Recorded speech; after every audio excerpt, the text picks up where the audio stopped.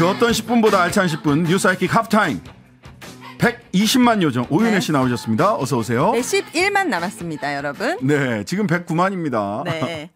전파해 주십시오. 이제는 여기 지금 보고 계신 분들은 뭐 다 구독 누르셨겠죠. 그러니까 구독 2번, 3번 눌러가지고 구독 취소된 분도 계십니다, 지금.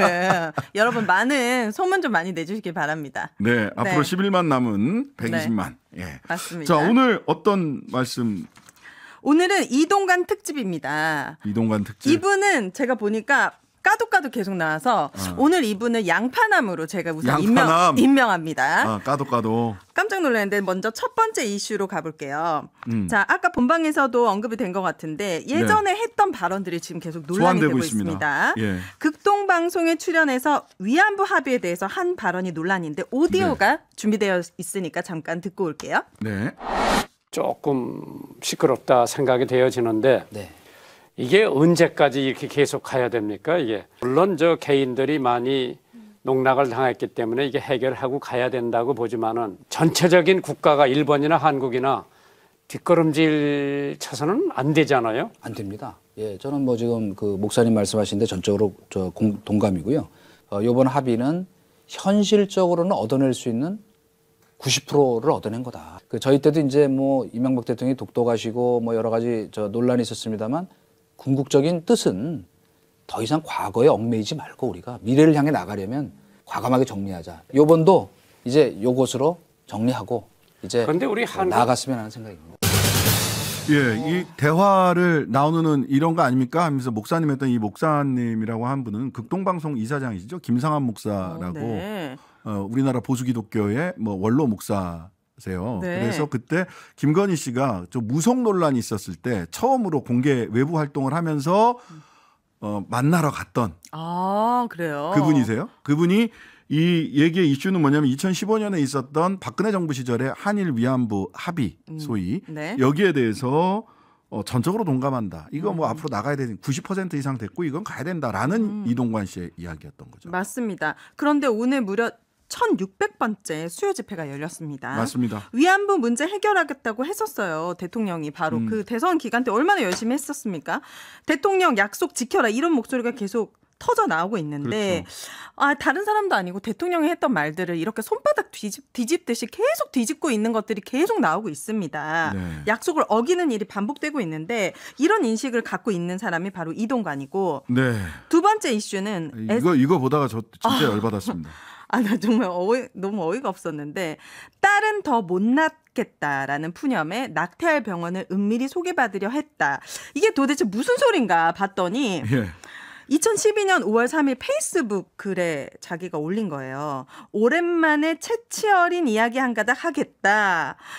자기 아내가 임신 5개월쯤 됐을 때 집에 갔더니 아내가 펑펑 울고 있었다는 거예요. 아니 의사 선생님이 애기 꼬추가 안 보인다. 딸인 것 같다. 그래서 셋째 딸은 못 낳겠다. 이제 낙태도 어려우니 어쩌냐 이런 아내의 푸념에 시달리다가 고민 끝에 제일교포 의사를 찾아가가지고 요 대목에서 하나 네. 낙태도 어렵다라고 하는 건 이미 임신 5개월이기 때문에 맞아요. 어떤 질환이 있거나 아주 급한 상황이 아니면 일본에서도 한국에서도 낙태가 금지된 기간입니다. 네. 그래서 몰래 불법 낙태를 하기 위해서 그렇구나. 병원을 찾아간 거예요. 근데 이거를 SNS에 고백한 거예요? 쓰셨어요. 대단한 배짱이세요. 우와. 그래서 제일교포 의사를 찾아가 인생 상담을 했다며 물론 낙태할 병원을 은밀히 소개해달라는 것이었다고 했습니다. 의사와의 저녁 자리에서 이 얘기를 했더니 의사가 나는 딸이 5이다. 인생은 짊어진 삶의 무게만큼 보람이 있는 것. 이 얘기를 듣고 자기 인생의 큰 좌우명이 됐다고. 그다음부터 아이를 무조건 낳자고 집사람을 설득해가지고 이름까지 지어놨다. 네. 근데 그래서 아들이 뭐 여자 이름을 지어놔서 지어놨는데. 거기 보면 그 SNS 저 봤거든요. 캡처한 거. 네. 그러면은 지금 그 학폭 의혹을 받고 있는 아들 이름 원래 여성 이름 여자아이가로 나왔으면 지었을 여자의 이름 뭐 이런 게 다 나오더라고요. 메이드 인 재팬이 된 사연 뭐 이렇게 올라왔더라고요. SNS에. 아들이. 예. 그런데 이제 출산하러 갔더니 아들이었다. 그러면서 이제 이런 글을 맺었는데 방금 말씀해 주신 대로 이게 불법인데 이거에 대한 낙태에 대한 인식조차 이 불법에 대한 인식조차 없었다라는 것이고 그리고 이 남아 선호 사상 정말 여보세요? 이게 무슨 조선시대 여보세요. 이게 무슨 말도 안 되는 생각을 갖고 있습니까? 그리고 여기서 진짜 인생은 짊어진 삶의 무게만큼 보람 있는 것. 아니 본인 인생 내가 짐지면 보람 있겠지만 공정한 언론을 바라는 국민들에게 괜한 짐을 지어주는 거는 죄예요. 그렇기 때문에 남한테 인생의 짐을 주지 않았으면 좋겠다. 인생의 짐에 대해서 잘 알고 계시는 분이니까. 이게 또 두 번째 이슈고. 자. 저는 이거 보면서 네, 어떤 생각하셨어요? 딸 가진 부모로서. 네. 이게 언제적 진짜 무슨 생각인지 이런 가치관을 가지고 방송통신위원장으로서 공영방송 이런 가치관을 가지고 방송통신의 공정성과 독립성과 네. 젠더 평등이라든지 이런 부분들을 어떻게 인식할 수 인식하고 있을지 어떻게 이걸 가지고 방통위원장으로서 자기 임무를 수행할 수 있을지 전 솔직히 그런 적이 있었어요. 그 어렸을 때 그 임신을 해서 아이가 있을 때 보면 몇 개월 되면 뭐 기형아 검사를 하자라든지 네, 이런 맞아요. 얘기를 하잖아요. 저는 그거 왜 나 안 합니다. 그래서 어떻게 하자는 거예요? 검사를 해서. 그러니까 만약에 뭐 이상이 나왔으면 어떡해요? 어떻게 하자는 거예요, 그게. 맞아요. 저는 그래서 그런 검사도 과잉 검사하고 하지 않겠다라고 단칼에 잘랐거든요. 네. 성별을 넘어서서 소중하게 맞아요. 길러야 되죠.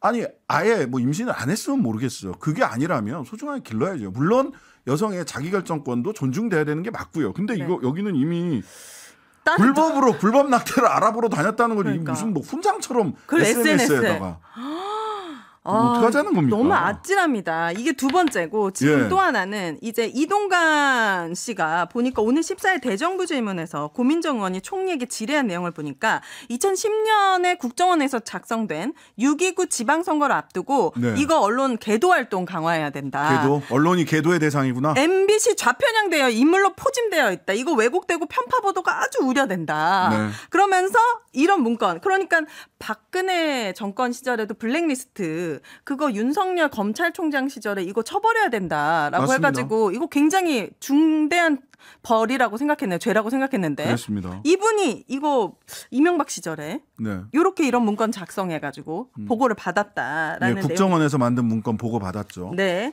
관련해서도 그 문건을 직접 취재하고 보도했던 그 기자분 네.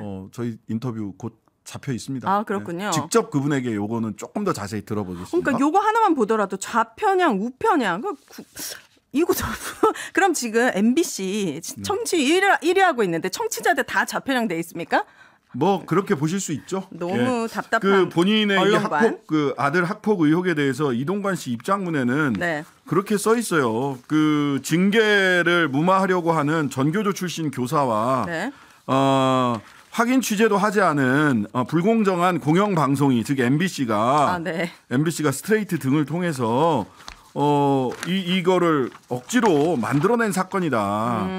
어떤 그 공영방송에서 보도한 무책임한 행태를 개탄하며 네. 방송의 자정 능력 제고가 시급한 것을 절감하고 있다. 본인은 네. 즉 방송과 전교조 바이든 날리면 때 MBC를 때리듯 MBC를 때리고 그리고 전교조 노조 출신이야. 아니 그 지금 공익 제보자를 이렇게 네. 하면 네.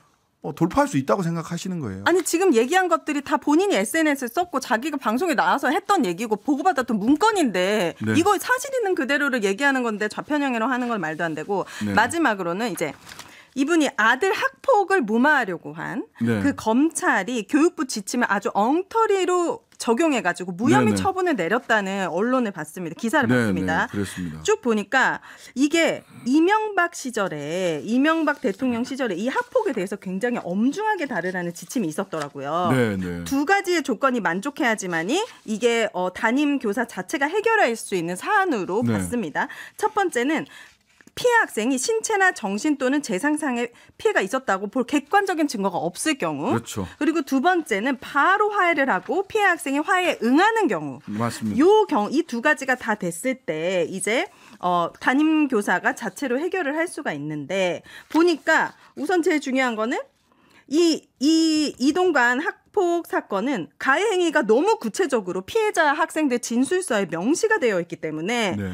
객관적인 증거가 너무 많고 그리고 복수 피해 학생을 조사한 근거 자체도 남아있지 않아요. 네. 그런데 제일 중요한 건 이 검찰이 원래는 교육부 지침, 그러니까는 원래 그 학교폭력 예방법으로 이거를 해야 됐었는데 처분을 해야 되죠. 그걸 적용해야 돼요. 이걸 적용을 하지 않고 학교폭력 사안 처리 가이드북을 적용을 했다는 거예요. 그 가이드북을 적용한 것도 잘못인데 심지어는 네. 가이드북에 나와 있는 대로 그러니까요. 대로 처리를 한다고 하더라도 담임 종결 사안 확인서가 있어야 돼요. 네. 그것도 없다라는 게 하나고에서 강득구 의원실에 밝힌 사실관계입니다. 맞습니다. 그래서 이 사건을 무혐의 처분한 김도근 부장검사는 공소시효가 2025년 10월까지 남았기 때문에 이건 아직 기간이 있어요. 예, 다시 그러니까 수사하면 얼마나 억지로 해가지고 이 무혐의를 만들었는지 이 과정을 보더라도 알 수가 있습니다. 네, 이렇게 해도 문제 없다라고 생각하는 것이 국민들은 가장 기분 나쁠 수 있다. 네. 자, 3부에서는 박형 구청장 출근 저지 시위 벌이고 있는 12구 참사 유가족